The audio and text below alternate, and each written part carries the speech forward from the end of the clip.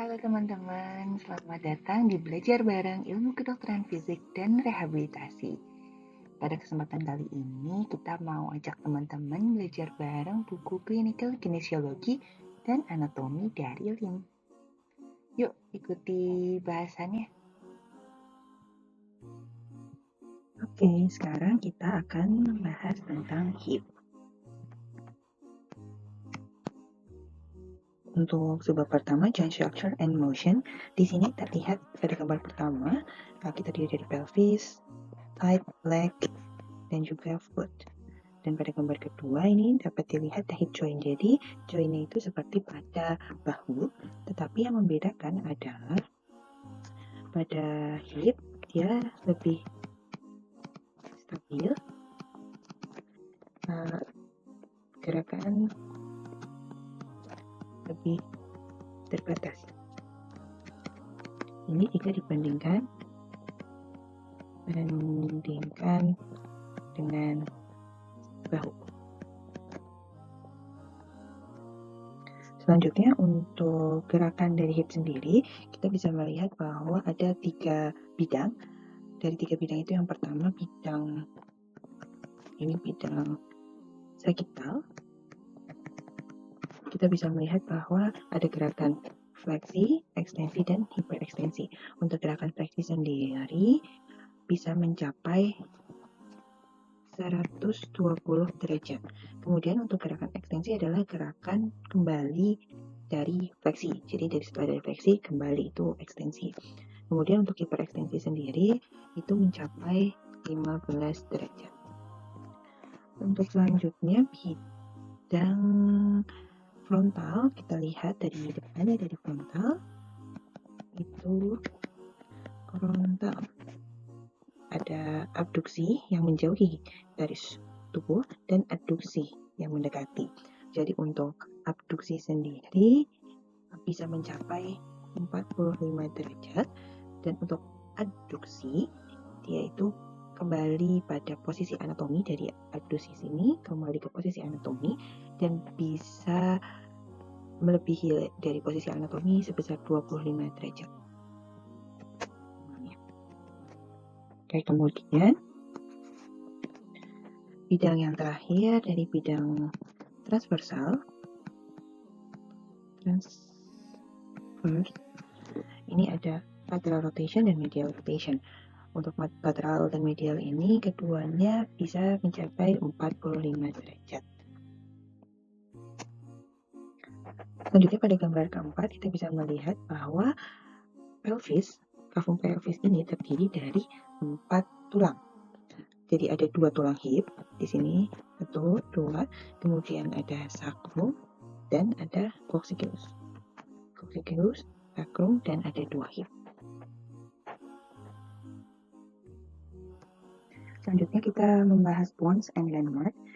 Kita di sini melihat ada hip bone. Jadi hip bone itu adalah irregular, jadi tulang yang irregular dan sebenarnya terdiri dari 3 tulang yang menyatu, yaitu tulang ilium, ischium, dan juga pubis. Ini dilihat dari medial, ini dilihat dari lateral.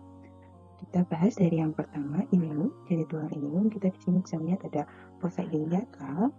Dia besar dan halus dan merupakan sebagiannya pelekatan dari iliopsoas muscle. Kemudian kita juga bisa melihat di sini ada pista iliaca, iliac crest. Ini dibatasi dari anterior superior iliaca spine sampai posterior superior iliaca spine, atau ini biasa kita sebut SIAS.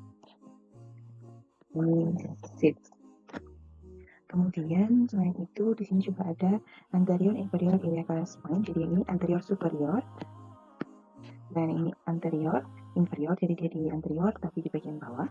Kemudian yang di sini tadi kan ada posterior superior, di sini ada posterior inferior ya. Kemudian itu bagian dari ilium.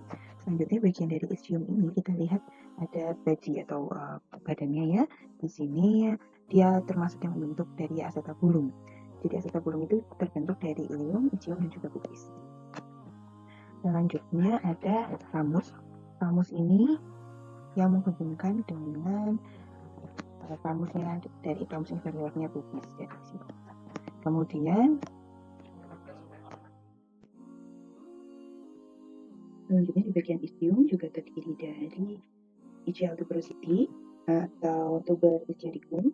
Kemudian ada juga ischial spine, spina ischiadica. Selanjutnya ada dari tulang pubis. Di sini kita dapat melihat ada badinya. Badinya ini membentuk 1/5 dari acetabulum. Jadi kita lihat di sini ya, acetabulum terbentuk dari ilium, kemudian dari ischium ini dia 2/5, kemudian dari pubis ini 1/5. Jadi ilium 2/5, ischium 2/5, dan dari pubis 1/5. Kemudian ada superior ramus. Di sini ada inferior ramus. Di sini inferior ramus yang bertemu dengan ramus dari ischium. Kemudian ada symphysis pubis. Selanjutnya ada tubercle juga. Ini tubercle pubis.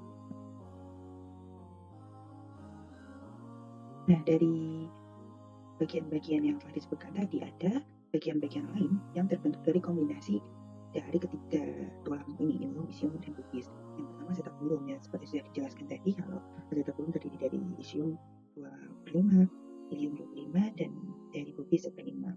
Kemudian ada obturator foramen. Obturator foramen ini terdiri dari ischium dan pubis. Dan ini ada spina tersiatic notch atau incisura ischiadica mayor. Dia terletak di bawah spina iliaca posterior inferior. Dia ini juga terbentuk dari ilium dan ischium.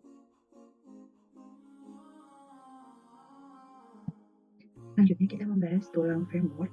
Tulang femur ini terlihat pada gambar dari bagian anterior, dilihat dari anterior, dan ini dilihat dari posteriornya. Tulang femur merupakan tulang yang paling panjang, paling kuat, dan paling berat di dalam tubuh kita. Dan bagian-bagian dari femur sendiri, yang pertama ini ada hilit dari kepalanya, kemudian ada lehernya ini, kemudian ada goiter trochanter atau trochanter mayor. Di sini ada lesser trochanter atau trochanter minor. Kita lihat lebih jelas di bagian posteriornya. Kemudian ada yang disebut body, batang ini di sini. Kemudian ada medial condylus, ada lateral condylus, kemudian ada lateral epicondylus dan medial epicondylus. Selanjutnya di sini ada adductor tubercle. Di sini adductor tubercle adalah insersio dari adductor magnus. Adductor tubercle insersio dari adductor magnus. Selanjutnya ada ke atas linea aspera, ini terlihat dari belakangnya. Kemudian di bagian atasnya linea aspera ada pectineal line. Pectineal line ini merupakan insersio dari adductor brevis. Jadi adductor brevis ke sini, adductor magnus ke adductor tubercle. Selanjutnya di sini ada patellar surface. Di sini artikulasi dengan patellar yang ada di bagian anterior. Itu adalah bagian-bagian dari femur. Selanjutnya bagian dari tibia, kita lihat dari anterior, terdapat ini tibial tuberosity. Tibial tuberosity adalah attachment insersionya dari patellar tendon. Sebab selanjutnya ligamen and other structure. Jadi pada hip joint ini ada kapsul yang membungkusnya. Kapsul ini merupakan kapsul yang tebal dan juga kuat pada bagian proximal, pada bagiannya. Nah, ini proximalnya dia melekat pada pinggir acetabulum, dan pada distal dia menempel pada leher dari os femur. Nah, untuk memperkuat kapsul ini ada 3 ligamen. Nah, ini ligamen ada 3.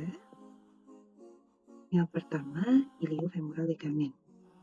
Iliofemoral ligamen ini ligamen yang berbentuk Y. Jadi di sini dia di bagian ini dia terbelah seperti huruf Y, atau biasa juga disebut dengan ligamen of Bigelow. Kemudian ligamen ini berfungsi untuk membatasi hiperekstensi.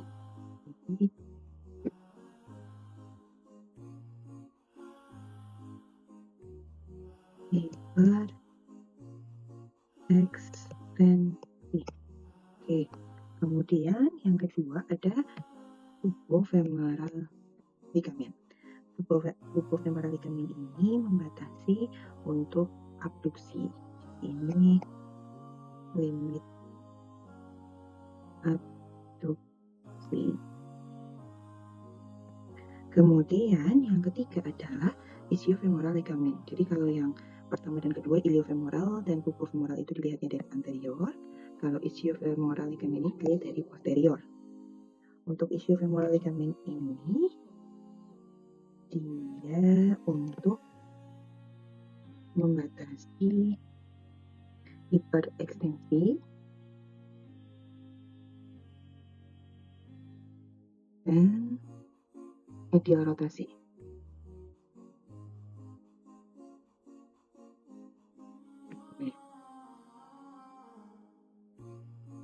Jadi sebenarnya untuk ketiga ligamen ini ketika bersatu itu dia menjadi limit membatasi untuk hiperekstensi. Selain ketiga ligamen tadi, ada juga ligamen yang berada di dalam kapsul atau intrakapsular. Nah, itu adalah ligamen teres. Ligamentum teres ini ada di dalam kapsul. Ini dilihat ketika kapsulnya ini dibuka, di dalamnya ini ada ligamentum teres. Selanjutnya, ada juga inguinal ligament. Nah, inguinal ligament ini berada dari anterior superior iliacus spine atau bias di sini ke arah pubis. Dia berakhir di pubic tubercle. Oke, sebab selanjutnya common hepatologis. Jadi ada beberapa patologi dari hip yang sering terjadi. Yang pertama, congenital hip dislocation atau dysplasia, like Calvertus disease or Coxa-Plana, capital femoral epiphysis, osteoarthritis, hip fracture, iliotibial pain syndrome, trochanteric bursitis, hamstring strain atau bisa disebut juga pulled hamstring, dan juga hip pointer. Sekian pembahasan tentang hip. Terima kasih, sampai jumpa di episode berikutnya.